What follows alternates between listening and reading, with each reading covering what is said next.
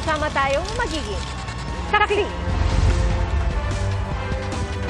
Itinuturing ng suspect sina Atong Ang at Gretchen Barreto kaugnay ng mga nawawalang sabongero ayon po sa Department of Justice. Inihahanda na ng DOJ ang reklamo laban sa kanila. Si Ang nagsampa na ng reklamo laban sa nagdawit sa kanya na si Julie Dondon Patidongan alias Totoy.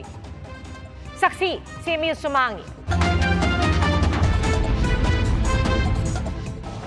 Wala kami kinalaman lahat dyan. Malalaman nyo rin ang totoo. Mariin ang pagtanggi ng negosyanteng si Charlie Atong Ang na may kinalaman siya sa kaso ng mga nawawalang sabongero. Kanina, nagtungo siya sa Mandaluyong Prosecutor's Office at naghain ng reklamo laban kay alias Totoy na si Julie Dondon Patidongan at isang Alan Bantiles o Mr. Brown. Si Patidongan ang nagpangalan kay Ang at sa dalawang iba pa bilang mastermind umano sa pagkawala ng mga sabongero. We're very confident because it's all about the truth. We filed 5 cases. Ano pong cases yun, ma'am? Robbery, grave threats, grave coercion, slander, and incriminating innocent people. Lahat ng grupo namin, mga desenteng tao yan. Ang hilig lang namin, sabog lang. Tingnan nyo, pagkatao niya, pagkatao ko, pagkatao namin lahat, wala naman kami history na pumapatay ng tao. Itinanggi rin ni ang alegasyon ni Patidongan na sinubukan niya itong suhulan ng 300 million pesos. Ayon sa kanya at iba pa nilang tauhan, si Patidongan anya ang humingi ng 300 million pesos nang mag-usap ito at abogadong si Attorney Carol Cruz sa isang hotel nitong June 12. Sabi ni Cruz, ito ang dahilan kaya sila naganda ng affidavit of recantation. Sabihin daw para makonbinsi ko siya na magbigay na lang ng 300. Kung may discount man, bahala na silang mag-usap. Kung 30 million, bahala sila. Para wala silang dalawa na mag-uusap, subject to their mutual terms. I was requested by Mr. Brown to draft the affidavit of recantation, which I did. And pinadala ko sa kanya on June 21. Ayon kay Ang, nanghingi ito kahit nagbigay na siya ng 12 million pesos na campaign fund para sa mayoral race ni Patidongan noong eleksyon. Ang punot dulo talaga nito, pera. Hinihingan ako ng 300 million para ibigay daw, para wag daw ko idamay doon sa kaso nila. Kasi sila ang may kaso, hindi naman ako eh. Sinabi sa akin ni Brown, para maayos daw yan, bigyan ko ng 300 million. Kaya namura ko doon nagsimula. As early as February bago siya mag-file, bago siya gumawa ng affidavit. May mga telephone may telephone call kami dito eh. Actually, mapapatunayan ko sa inyo yan in the future. Hindi lang anya siya ang hininga ng matalo si Patidongan nitong eleksyon. Ang grupo namin, lahat tinatawagan na isa-isa, nag-extort eh. Akala yata niya, pagkatapos siya magsalita na kung ano-ano kalokohan, pwede na lang siyang biglang aalis pag nakuha niya ang pera eh. Yun ang problema eh. Lahat tinatawagan eh. Si Gretchen, tinatawagan, sinasama na si Gretchen, humihingi nung time na umihingi ng pang-kampanya yung asawa. Tapos tinawagan din ni Brown, kinausap din ni Dondon, tapos umihingi ng panganganak. Aligasyon ngayon ni Atong Ang may nadiskubre siyang plano raw ng grupo ni Patidongan. Kasi nasa paligid ko mga tao niya eh. Noong time na nagtitiwala ako sa kanya. Kapatid.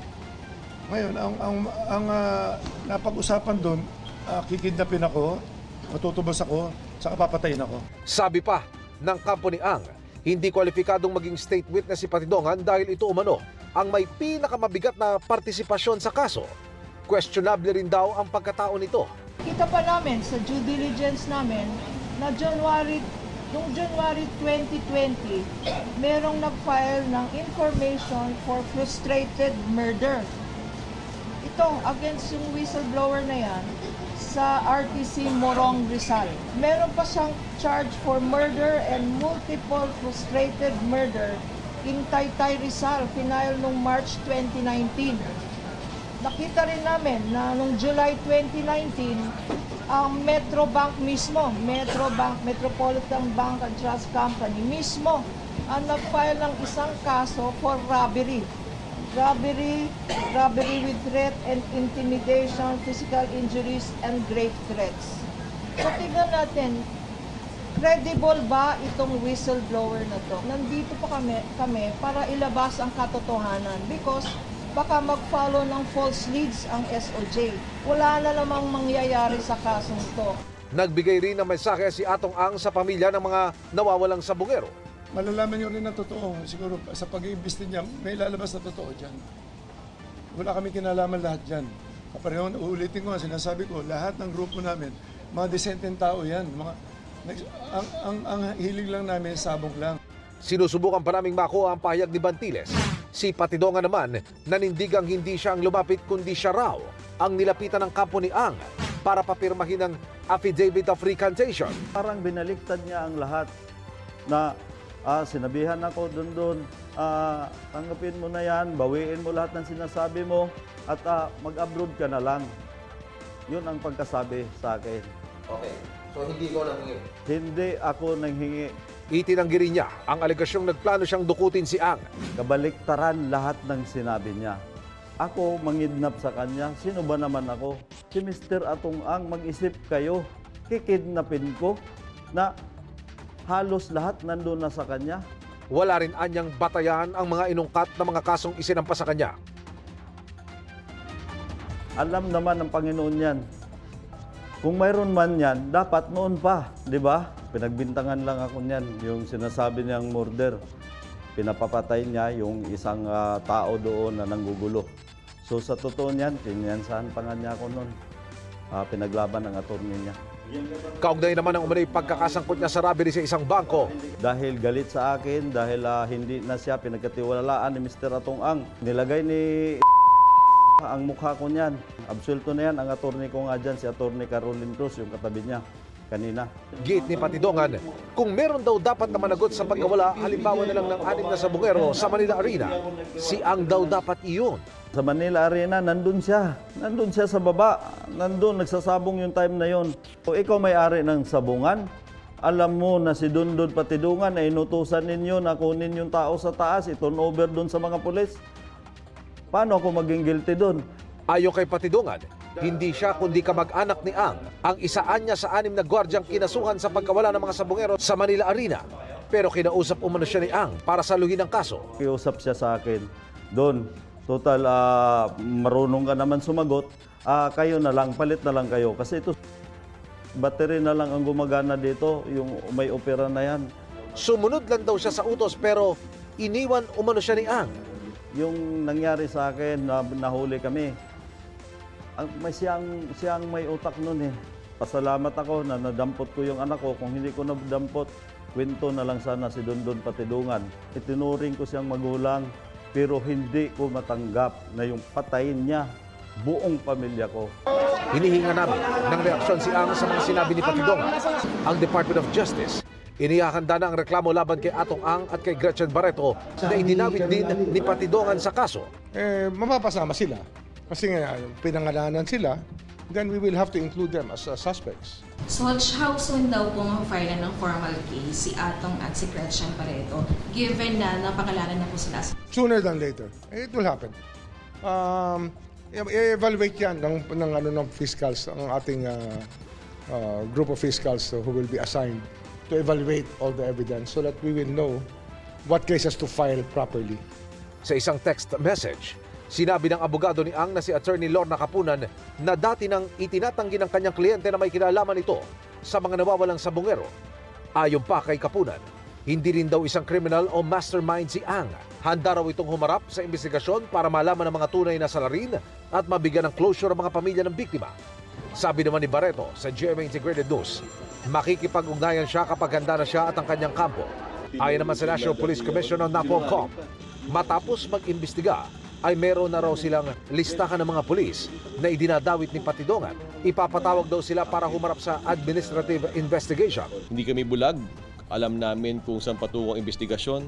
Targeted ang aming investigation. Pag sinabi yung targeted, may mga pangalan na kayo?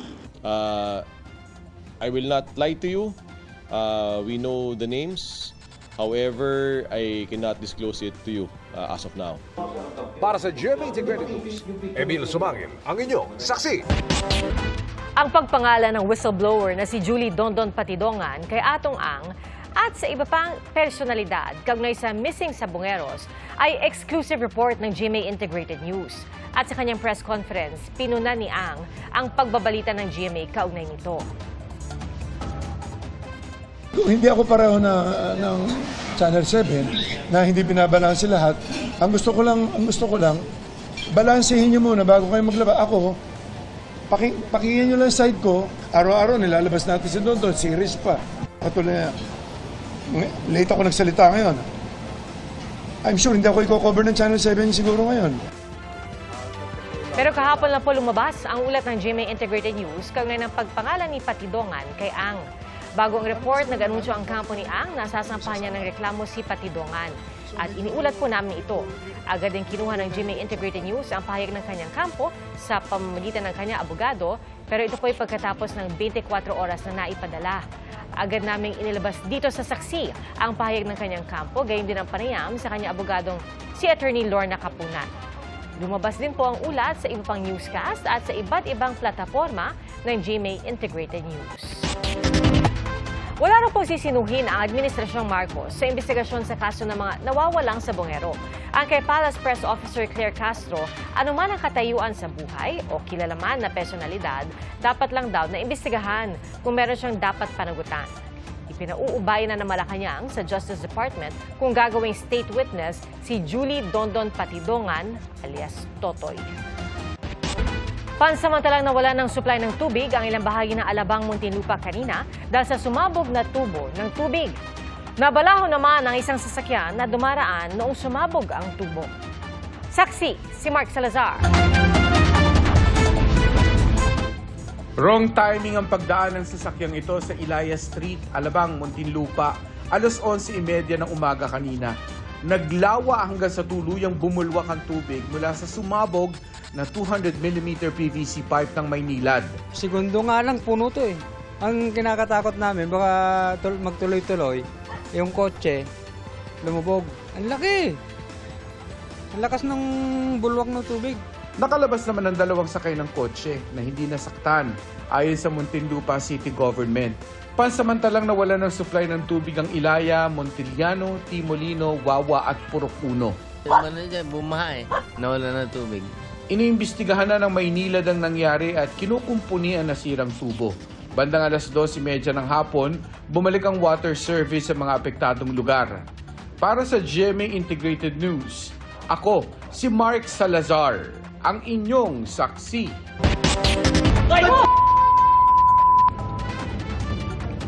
Nagbanggaan ang pampasaherong barko at fishing vessel malapit sa isang pantalan sa Lucena, Quezon. Patungo Marinduque ang barko pasado alas 7 na umaga kanina nang sumalubong ang fishing vessel. Agad inilipat ang mga pasahero sa isa pang barko na tumulak pa Marinduque. Ayon sa Philippine Ports Authority, lumalabas sa paunang investigasyon ng Philippine Coast Guard na ang fishing vessel ang may pagkakamali, lalo't mahigpit itong ipinagbabawal na sumalubong sa mga papalabas na barko. Wala pang pahayag ang kapitan ng naturang fishing vessel. Wala namang napaulat na nasaktan sa 100 sakay ng barko at 16 na crew ng fishing vessel. Ayon sa PCG, bagamat nagtamo ng pinsala ang dalawang sasakyang pandagat, wala namang banta ng oil spill. Pumayag na rin daw ang may-ari na pag-usapan ang danyos. Gusto po ng DILG na ibigay sa kanila ang kapangyarihang magdeklara ng class suspension tuwing masama ang panahon. Kanina, nabasa ang ilang estudyante dahil nasa eskwelahan na sila nang magsuspindi ng klase. Saksi, si Bernadette Reyes. Stranded sa sidewalk at nahirapang sumakay ang mga estudyanteng yan sa Malabon matapos isuspindi ang kanilang klase pasado alas 9 ng umaga kanina. Parang mga basang sisiw naman ang grade 7 students na ito na mahigit 1 kilometro ang nilakad. Ang hirap po eh.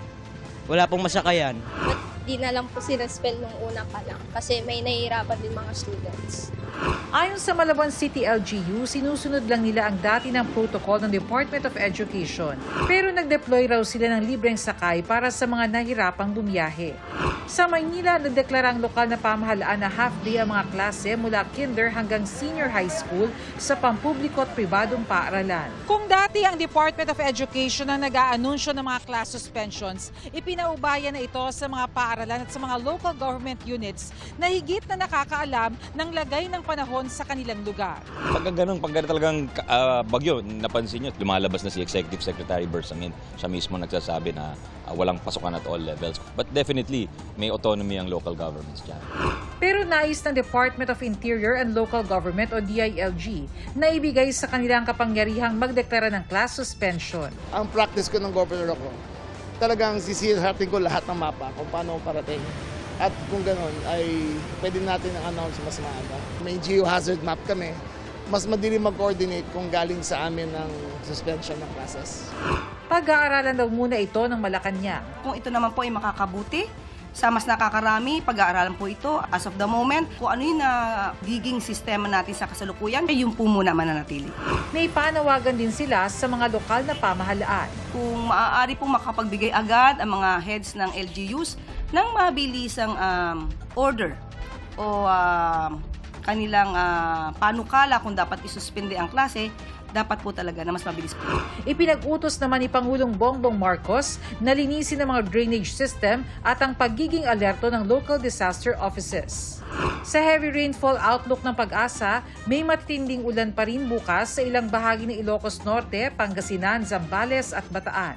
Gayon din sa ilang bahagi ng Cagayan Valley, Cordillera Administrative Region, Ilocos Region, Metro Manila, Pampanga, Central Luzon, Calabarzon at Occidental Mindoro. Para sa GMA Integrated News, Bernadette Reyes ang inyong saksi. Naka-alerto na ang Bataan, ngayong maulan po ang panahon. Kanina suspendido ang klase sa Bataan dahil sa masamang panahon. Saksi, si Darlene Kai. Buong araw maulan sa Bataan. Agad sinuspindi ang klase sa lahat ng antas sa buong probinsya matapos itaas ang orange rainfall warning kaninang umaga. Kinailangan tuloy magsiuwian ng mga estudyante rito sa Hermosa Elementary School. Si Ruding napatakbo sa eskwelahan para sunduin ng apo niyang grade 2 student na dapat sa hapon pa ang labas. Mas okay yung kasi, minsan kasi, kung kailan malakas yung ulan, doon magpapasundo. Buti ito, medyo may na yung ulan, nagpasundo na. Sabay-sabay ring sinundo ng maaga ni Heidi ang kanyang 3 anak. Kasi nga ganyan yung panahon, kailangan talaga. Hindi ko na nga talaga papasukin talaga mamaya kung hindi nag-suspend din. Isa ang Hermosa sa mga bayang karaniwang binabaha tuwing may bagyo o malakas na ulan. Ito yung Almacen River. Kapag malakas at tuloy-tuloy yung buhos ng ulan tapos sinabayan pa ng high tide ay talagang umaabot dito sa kinatatayuan ko yung baha. Yung level ng tubig maaari raw umabot hanggang 6 feet o lagpas tao na. Kaya maraming marker tulad nito sa palibot ng bayan. Gabay yan ng mga residente para makita kung gaano kataas o kababa ang baha. Sanay na kasi ang mga residente rito sa baha tulad ng pamilya ni Jenilyn na nakatira sa tabing ilog. Dito itong gate po, minsan lumulubog kasi naranasan po namin eh. Kaya nakabantay na sila ngayon na tuloy-tuloy ang ulan. Alam na raw nila kung kailan itataas ang mga gamit. Pag maghapon magdire-diretso yung ulan, bumabaha na. Tapos, doon kami nagyakit ng gamit pagka-apaw na yung daan. Sa kabuuan, 18 sa 23 barangay sa Hermosa ang bahain o flood prone. Itong Hermosa kasi ano siya para siyang catch basin, no? Dito ang takbuhan ng mga tubig minsan galing pa Pampanga Pampanga, Bataan area, dito siya pumupunta sa Almacen River. Kaya pag yan ay sumabay sa high tide, aapaw. Kaya raw naka-alerto ang LGU lalo kapag ganitong maulan na ang panahon. Nandaan natin lahat ng mga pangangailangan. Actually, meron tayong stockpile na dyan ng food and non-food items. Laging nare-replenish yan, no? Para pag kailangan, kuha na lang ng kuha, tapos papalitan. Yung ating mga boats, mga rescue boats, naka-deploy na rin. Naka-alerto rin daw ang buong Bataan PDRRMO sakaling magtuloy-tuloy ang ulan at kailanganin ang preemptive evacuation. Para sa GMA Integrated News, Darlene Kai ang inyong saksi. Wala po pasok bukas, July 4 sa lahat ng antas sa pampubliko at pribadong paaralan sa Ilocos Sur. Luna, La Union, Masantol, Pampanga, Tabuk, Kalinga. Gayon din po sa Orani, Bataan, sa Posorubio, Pangasinan, Umingan, Pangasinan, Dinaluptihan, Bataan, Imus, Cavite, at Kalumpit, Bulacan. Suspendido naman ang face-to-face classes sa lahat ng antas sa Candaba, Pampanga. Wala ring face-to-face classes sa pampubliko at pribadong paaralan mula elementary hanggang high school sa Macabebe, Pampanga. At suspendido rin ang pasok sa pampubliko at pribadong paaralan mula elementary hanggang senior high school sa Cavite. Sa Dagupan City, suspendido ang face-to-face classes bukas. Sa ibang balita, 10 milyong pisong halaga ng local at imported na piyesa ng sasakyan ang napinsala sa nasunog na auto shop sa Marikina. Saksi, si EJ Gomez. Ilayo mo ito, baka mano sa sasakyan! Ilayo mo! Sa gitna ng pag-uulan, ginising ng sunog ang ilang tauhan ng isang auto shop sa 5th Street, Barangay Santo Niño, Marikina City, pasado 1:30 ng madaling araw kanina. Sinubukan nilang apulahin ang apoy na agad itinaas sa unang alarma. May narinig po ako noon na parang pumuputok-putok. Tapos may naamoy na akong amoy sunog na plastic. Tapos nung pagkasilip ko sa bintana, ayun na may apoy na. Tsaka ko sila ginising lahat, kinalabog ko talaga silang lahat. Trinay ng boss ko, tapos yung mga installer na apulayin ng fire extinguisher. Pero ano po noon malakas yung hangin. Tsaka hindi na po kinaya, kaya kumalat yung apoy. Mabilis na responde, malapit na yung stasyon natin. Medyo nahirapan lang sa taas banda kasi stock room nila. May daming gamit, karton, wala namang mga pintura o ano. Kumapalang usok sa ikalawang palapag, kaya't kinailangang gumamit ng mga bumbero ng self-contained breathing apparatus. Ayon sa BFP, posibleng nagsimula sa unang palapag ang sunog base sa pahayag ng mga tauhan ng auto shop. Natupok ng apoy ang nakaimbak na mga piyesa ng mga sasakyan sa ikalawang palapag ng establishmento. Damay rin ang ilan pang car accessories na nakadisplay sa first floor. Ayon sa may-ari ng auto shop, abot sa 10 milyong piso ang halaga ng mga napinsalang local at imported car accessories. Humigit kumulang 30,000 piso naman ang halaga ng pinsala sa istruktura ayon sa BFP. Nakatulog daw ang firewall para di kumalat ang apoy sa katabing gusali. 16 na fire trucks ng BFP at fire volunteers ang rumisponde sa sunog na tuluyang naapula kaninang 2:41 a.m. Patuloy ang investigasyon ng BFP sa sanhi ng sunog, gayon din ang kabuuang pinsala nito. Para sa GMA Integrated News, EJ Gomez, ang inyong saksi. Bistado sa Rizal ang 3 delivery boy na ninakaw umano ang 15,000 pisong halaga ng produkto imbes na ihatid ang mga ito sa mga sari-sari store. At sa Maynila naman, tinangay umano ng isang lalaki ang 12,000 pisong halaga ng mga tip. Ating saksihan. Sa CCTV ng isang coffee shop sa Binondo, Maynila, kitang unti-unting kinuha ng isang lalaki ang kahon sa counter. 12,000 piso pala ang laman ng kahon na tip box ng coffee shop. Parang after yung duty nila, binibigay talaga sa empleyado. So, napansin nila during that time, wala na yung tip box na. Kalaunay nahuli ang suspect na 19 anyos, pero hindi na nabawi ang pera na ayon sa mga pulis posibleng nagastos ng suspect sa online gambling. Pang investigation, may mga lugar siya din na pinupuntahan dito. Pag may pera siya, doon siya tumatambay, naglalaro ng online game na yun. So parang yun yung naging drive niya para mag-commit ng ganong violation. Ang suspect itinangging 12,000 piso ang nakuha niya sa baygit na ipinambili niya ng gatas at diaper ng anak ang pera. Wala tawag na po ng pangangailangan Arestado rin ang 3 delivery boys sa Antipolo City, Rizal dahil sa pagnanakaw umano ng 15,000 pisong halaga ng iba't ibang produkto. 5 kahon ng assorted products kabilang ang gatas, kape, juice at seasoning ang ibiniyahe umano mula sa warehouse sa Pasig at ibinaba sa isang bahay imbes na ihatid sa mga sari-sari store. Nasaksihan umano ito na nagmanman ng auditor ng kumpanya. Dahil may suspect na sila na during inventory ay laging kulang, minabuti nila na manmanan at sundan yung kanilang empleyado na supposed to be magdi-deliver ng mga assorted products. True enough, yung kanilang hinala ay biglang huminto sa isang lugar. At habang binababa, ina-unload nila yung mga assorted products, ay kinukunan nila ng video recording. Kasalukuyan nakadetine sa Antipolo Police Custodial Facility ang mga suspect na haharap sa reklamong qualified theft. Hindi po totoo yun, napagbintangan lang po kami. Nag-deliver lang kami, ma'am. Po, naman, bago lang po ako. Ng pahinante lang po ako. Para sa GMA Integrated News, ako si Joseph Morong, ang inyong saksi. Sa 2026 na, planong ituloy ang EDSA rehabilitation kabilang sa pinag-aaralan ng DPWH ang mas mabilis at mas murang teknolohiya. Saksi, si Joseph Morong, exclusive. Tapos na ang isang buwang palugit ni Pangulong Bongbong Marcos para pag-aralang muli ang rehabilitasyon ng EDSA. June 1 nang suspindihin ito dahil ayon sa Pangulo, matagal at sagabal sa publiko ang 2 taong tansya batay sa unang plano. Baka aniya may mga bagong teknolohiya para mapabilis yan. Pero tuloy pa rin ang rehab ayon kay Department of Public Works and Highway Secretary Manuel Bonoan. Hindi na nga lamang ngayong taon dahil inabutan na ng tag-ulan na inaasang masusundan ng Christmas rush sa Vermont. So early next year, if we have this space early next year, then we can start. Some of the sections na hindi most traveled, no? And that will not affect actually substantially traffic movement. Ayon sa DPWH, mas mabilis at mas mura ang tinitingnan nilang teknolohiya para kumpunihin ang EDSA. Sa orihinal na plano kasi, lane by lane na babakbakin ang kahabaan ng EDSA sa kapapalitan ng bagong kalsada. 8 hanggang 17 billion pesos ang aabutin ng kabuuang halaga ng orihinal na proyekto.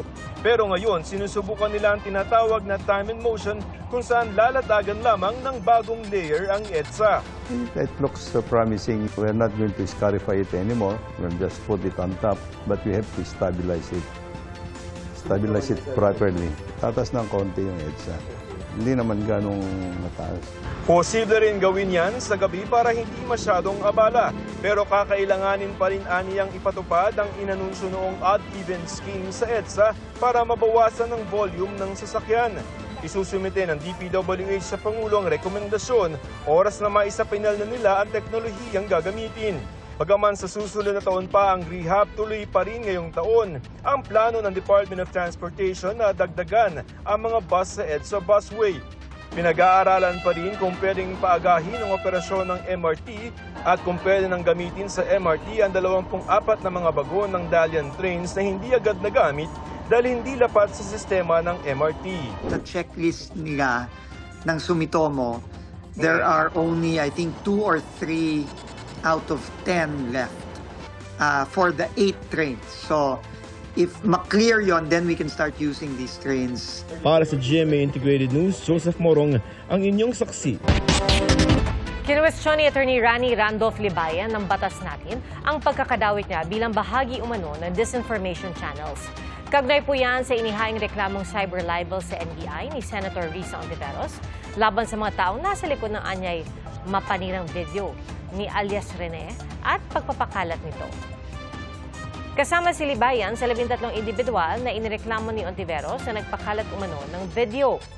Hamon ni Libayan sa senadora ilabas ang anyay content na nagpapakalat ng maling impormasyon. Sinusubukan pa namin kunin ang panig ng iba pang sinampahan ng reklamo. Ipatutupad na rin ng MMDA ang no-contact apprehension policy malapit sa ilang paaralan sa Metro Manila. Nag-iembudo kasi ang mga sasakyan doon dahil sa hatid sundo ng mga estudyante. Saksi, si Maki Pulido. Tuwing hatiran o sunduan ng mga estudyante sa ilang pribadong eskwelahan sa Metro Manila, sabi ng MMDA, sure na yan, mabigat ang traffic. Sa Ateneo de Manila pa lang sa Quezon City, nasa 14,000 na mga sasakyan ang labas-pasok ng school compound buong araw. Sa dami rin ng mga sasakyan ng estudyante sa Lasal Green Hills, halimbawa, minsan nagiging parking space na ang Ortigas Avenue sa San Juan.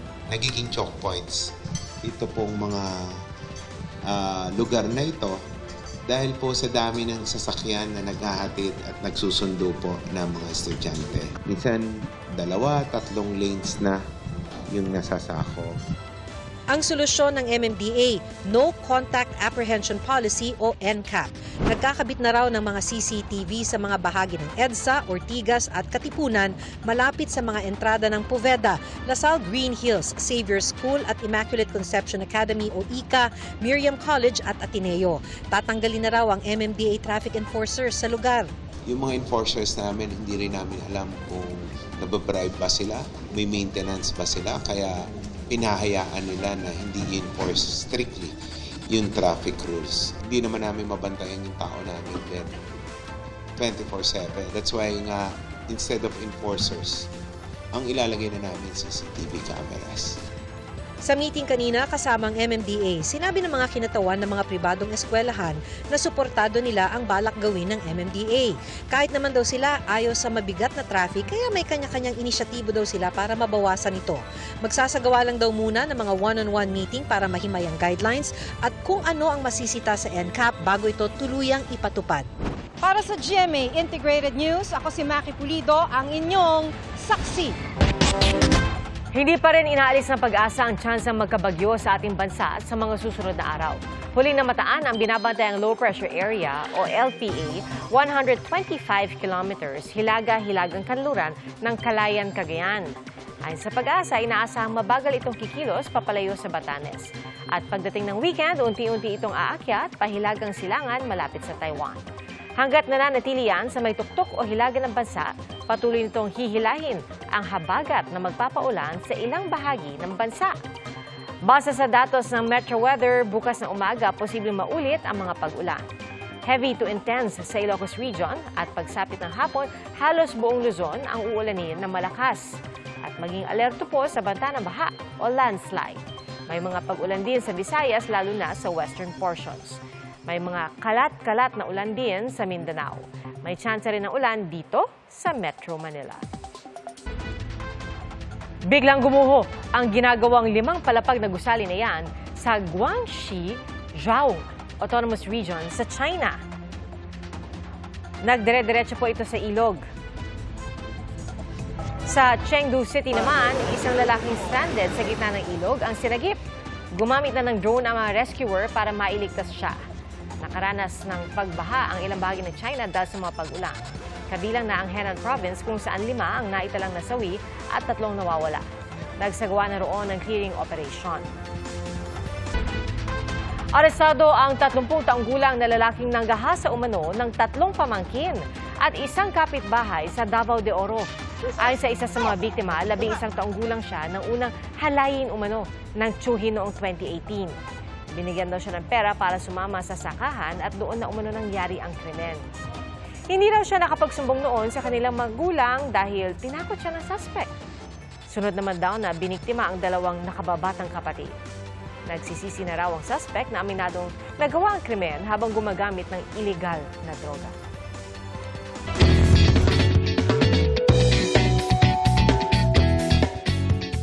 Cold treat in the blazing heat ang natanggap ng ilang hayop sa isang zoo sa Germany. Enjoy na nagtatatalon ang polar bears sa pool habang binigyan naman ng cold shower ang mga pagong. Naitala sa Germany ang pinakamainit na araw ngayong taon na umabot sa 37 degrees Celsius. Sa Brazil, nakilangoy sa isang beach ang isang penguin. Posibleng nalihis daw ito sa usual migratory route nito para maghanap ng makakakain o ng makakain tuwing taglamig. Ang mga Magellanic penguin, native sa ibang rehiyon sa parte ng southern Argentina at Chile. Nag-abiso na ang mga eksperto na iwasan ang physical contact sa penguin. Dire-diretso ang motorsiklong yan hanggang mahulog sa malaking butas sa Maquilalag, Cotabato. Ayon sa pulisya, iniiwasan ng naturang rider ang 2 road signage sa construction area sa lugar. Pero bumangga ito sa barrier at nag-overshoot sa malaking butas. Patay po ang rider.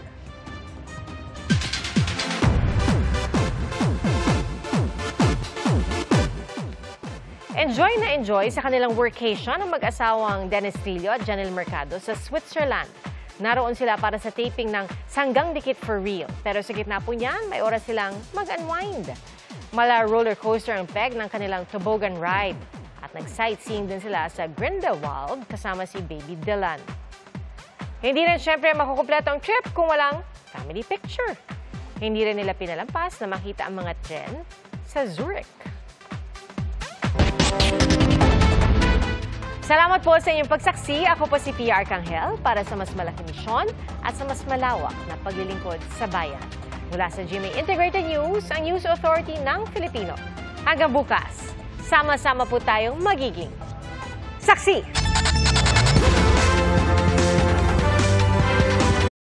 Mga kapuso, maging una sa saksi.